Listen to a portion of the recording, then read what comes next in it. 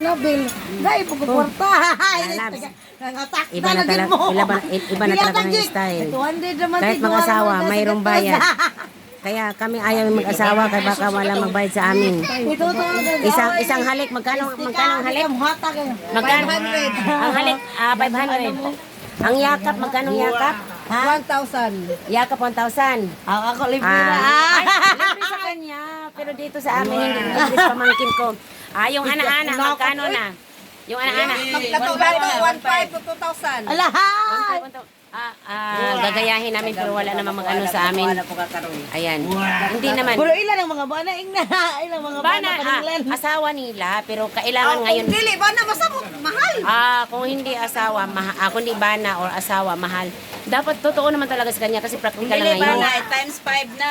Kaya imagine na, sinong mag-budget sa pagkain, baon, lahat. Pagkatapos pray, walang pray ngayon. Kaya kayo mga asawa, maghanap kayo ng trabaho para makapagbigay kayo sa mga asawa nyo. Imagine na haling 500. Yakap 1,000. Yung ana-ana, yung lato-lato to 5. Imagine na to 5, saan pa kayo dyan? Wala kami. Wala mag-ana-ana sa amin. Wala mag-ana-ana sa amin. Ano guna ka naman na duwa ba? Nalabol ko kasi ate. Wala mag-ana-ana sa amin. Yung kapatid ko, kami pareha kaming dalawa. Ens, wala mag-ana-ana sa atin. Wala Muna tayo. anak, te, para na nakitupay ba? Ay, ayaw ko magpana-ana. Kung ganyan ang bayad to 5, gusto ko talaga pultang ang bayad. Kami wala talaga.